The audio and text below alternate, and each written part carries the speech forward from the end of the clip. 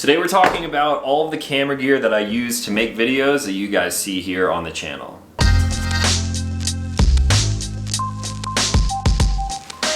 What's going on, everyone? Back with another episode of Stuff and Things. Today we're talking about camera gear. The reason I'm making this video now is because I occasionally get asked questions about what I shoot my photos with, what type of camera I'm using to actually make videos like this right here, what kind of drone I'm using, and what is the other gear that I travel around with to make the videos that you guys watch every single week. Now previously I was traveling around with this little padded bag right here, which was great. It's nice when I'm traveling around in the van or in the truck and I'm conserving space. But this thing doesn't fit quite everything that I need. So if I have a drone with me, that's another bag. If I have two drones, that's two bags, tripods, action cameras, and everything. This is a good like little essentials kit, but I just upgraded to this new case here, and this encompasses basically everything that I would possibly need to make my style of YouTube video. So I just moved everything over into this case. I added some extras, that way I have everything in one relatively small, kind of lightweight package. And I'm stoked on this because I leave everything in this case now. It just lives in here, and whenever I need to make a video, oftentimes I'm not filming here in my office, so I'm out traveling around. As long as I have this case with me, I know I have everything that I need to make whatever kind of video I plan on making that day. So for starters, this is a Pelican Air case, model number 1535. These cases are made in the USA, and it is super nice to have some pretty expensive camera gear nice and protected in a case like this. There's a big grab handle on the side and a smaller grab handle on the top. There's also a removable business card holder. You can have this thing positioned on the side or on the top that way. If you're traveling at an airport, maybe this case gets lost. I would freak out if that ever happened. Should be kind of hard to lose since I got the bright orange version. But if you do lose the case, you do have your contact info right there, so hopefully it can get back to you. Now speaking of traveling with this thing at an airport, some of the other features of the Pelican Air. The 1535 does include some wheels on the bottom as well as a retractable handle. That way you can sort of roll this thing around an airport. There's also a pressure valve on the front here in case you are checking this bag and it is stored underneath a plane. This thing is dustproof, waterproof, basically everything that you would expect from a Pelican case. It also has metal reinforcements here, that way you can padlock this thing if you wanted to. So super secure. I feel very confident with keeping all of my camera gear in this case. Now the latches on this thing are super nice. You simply press the button and then lift up. If you lift all the way up, the latch actually stays in place, which is nice because when you open the lid, you don't want that thing closing on you. So now let's move to the inside of this case. Now with the case open, you can see the nice seal around here, which makes it water and dust proof. On the top, I just have some eggshell foam, and everything in here is padded very well. I have their padded camera insert, bright yellow, so it makes seeing my gear very easy. They also include these little elastic bungee straps, that way I can strap everything down, and I've been rolling around and traveling with this thing for a few days now, and I can't see me running into an issue with breaking gear in here. I also have a lot of gear in here, so it's pretty packed out and nothing really moves. It doesn't shake or rattle. For all of the gear that I carry, this happens to be pretty much the perfect size for my needs. Now jumping into the actual gear here, I'm of course filming on one of my main video cameras with the lens, microphone, and everything. That lives in this pocket over here. Speaking of my main camera, I'm shooting on a Canon EOS R body. This is a mirrorless camera, and my main lens happens to be a 15-35. I'm using a Rode Video Micro, and I've used them for years and years, and they happen to sound pretty good. They're not battery powered, so I don't have to worry about switching out 9-volt batteries. It's just a great run and gun shotgun, mini shotgun microphone setup, and I don't see me changing from that anytime soon.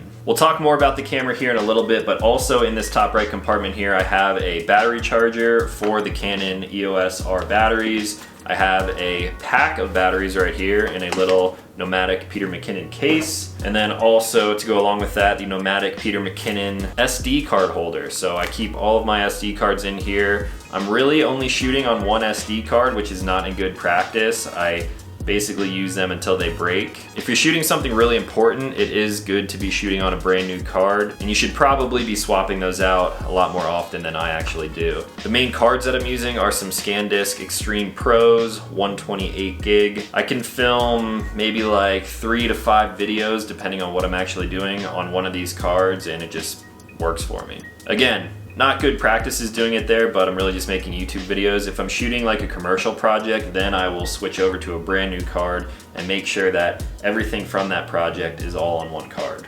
So that is my main camera setup. Just below that is another Canon EOS R, and this is what I'm using as my main photo camera. So I have two of the same bodies, the Canon EOS R. It's a mirrorless camera. It has a lot of great features for both photo and video. To be completely honest with you guys, all of this gear doesn't really matter. Here's some real quick advice that I will sum up as briefly as possible. People who are beginners at videography and photography, they are concerned about the gear. They want to have the best of the best, and that's not in best practices. People who are at the intermediate level when it comes to video and photography, they are concerned about the technique. They want to make sure they have all of their camera settings right and the lighting right and the audio right. That stuff is important to an extent, but when it comes to shooting at a professional level, when you are a professional videographer or photographer, the main thing that you should be focused on is actually telling the story. Don't let the gear or the techniques that you're using to capture all of this stuff hinder the main goal of what you're trying to do, which is tell a story, capture a photo that tells a story. Beginners are too concerned with gear, intermediate level people are too concerned with technique, but professionals know it's all about telling the actual story. So there's a quick little advice tip for you. So the Canon EOS R, I could upgrade my bodies. I probably will at some point, maybe by the end of the year. But as of right now, this has plenty of features for what I do. Takes really nice sharp photos. It can shoot in 4K, which I currently don't because that would slow down my editing process a little bit too much. But overall, great mirrorless camera. Absolutely love these things. All of my lenses match these two camera bodies, so they are RF mounts. And this right here is my main photo lens. This is the Canon 70-200 f2.8. All of my lenses are f2.8, so currently shooting on the 15-35. This is my photo lens, which is 70-200. It's actually pretty compact, but it does telescope a little bit. So this is where you see most of my Instagram photos coming from. And then while we are talking about the camera and the lenses, right over here is my third lens, just traveling around with 3 lenses. And this is sort of like the do-it-all lens. This is the Canon 24-70 f2.8. These are all L series lenses, which is nice, but it doesn't really matter. Again, it just comes down to the actual stuff that you're shooting and the story that you're telling. This lens I will occasionally use for photos and mainly for B-roll. So a lot of the B-roll shots that you're seeing throughout this video, those were all shot on this thing right here.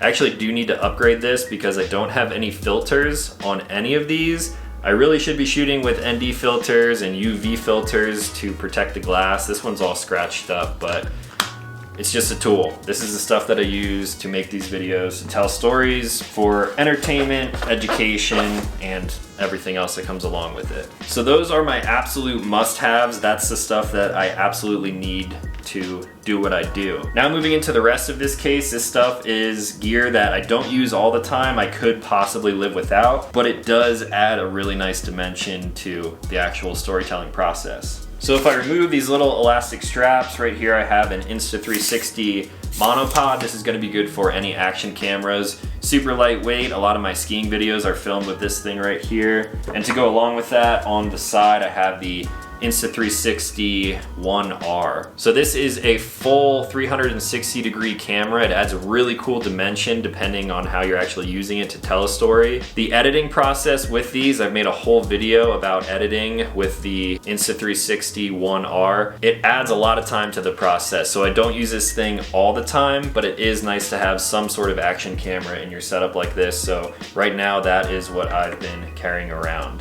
Now back to the center part here, I do have my main drone. This is the DJI Mavic 2 Pro. Most of the drone shots that you see here on my channel come from this guy right here. I did get this with the Fly More kit, and this is something that I would kind of travel around with separate from the rest of my camera gear, but now with this new Pelican case, I can fit everything in here. So got the drone itself with the battery in here, 2 more batteries also in tote. And then underneath the drone, I have some stuff that I don't access all that often, but I do have a 5 terabyte SSD hard drive. So this is where I keep basically every video I've ever made on YouTube.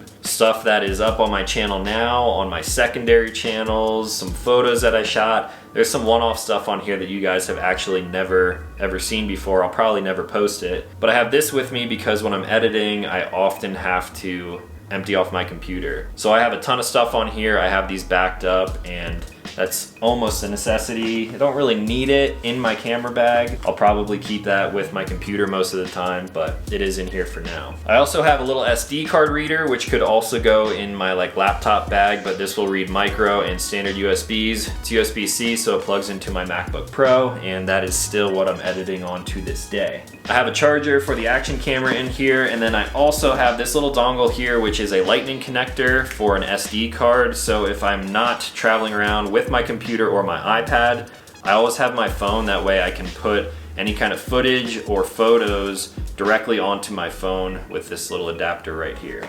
All of these little padded inserts here are kind of adjustable, so you can just basically make it fit your gear. I made this center one fit the drone perfectly, and those elastic straps just hold everything in place. Now, speaking about the drones, we're moving on to this little section right here. I do have the new Peter McKinnon camera tool. Maybe I'll bring you guys a video on this, but if you know Peter, then you've probably seen this thing before. It has bit drivers on it. It has a little storage thing for an SD card slot. I actually just received this, so I haven't used it yet, but there are a lot of times when I'm fighting with tripods and camera mounts to actually mount my camera to the tripod, so that tool will definitely come in handy.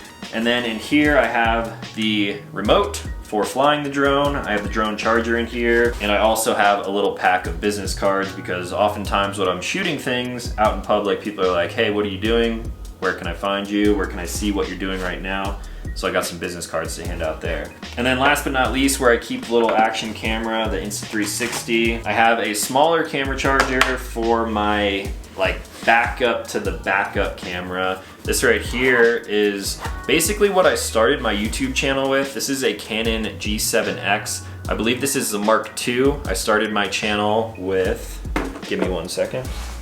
This camera right here, this thing has been through the ringer. The screen's all busted up, but I would say the first 100 videos that I ever made on YouTube started with this little camera right here. Can't recommend them enough. They're great point and shoot cameras, good photo cameras, gets you by in a pinch, and they're tiny, so you can just drop it in your pocket. You can have a little case like this. So this is the camera that I will occasionally carry around. Most of the time I'm carrying around my main video camera, but this one, for the most part, is mounted to the dash on my truck, just for extra footage in case I need extra B-roll, whatever it may be. I will throw this thing on for time lapses, occasionally maybe snap a photo with it or something if we're hiking, but that's sort of backup to the backup. In the front here, I have some extra batteries for that camera, and that is pretty much it. So again, this is what the whole setup looks like when it is completely packed out, and I could very confidently leave home on a cross-country road trip for weeks, months, even a year, and I would be very confident that I could continue making my style and quality of videos with everything in this case. One more honorable mention would be something that is always with me, but I cannot fit in this case, and that is the tripod that my camera is currently sitting on. I've been using a Peak Design tripod for probably about a year now. These things are expensive. It does not have a video head on it, but the reason I like it is because they are super lightweight and they pack down very, very small. So for the most part, when I am traveling around, I have this case with me, and then I have the tripod in a bag of its own, and then I just sit that on top of the case. And that is my entire mobile YouTube studio camera setup.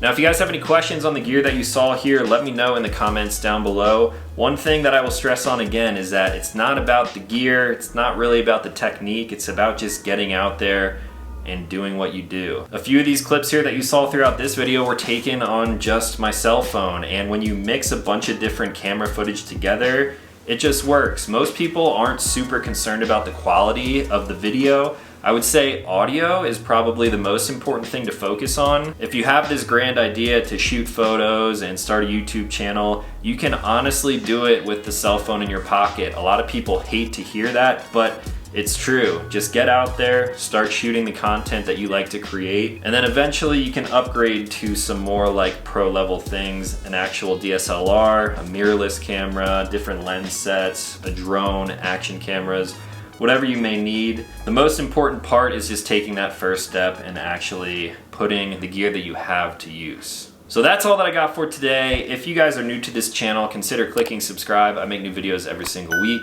As always, thank you for watching. I'll talk to you in the next one.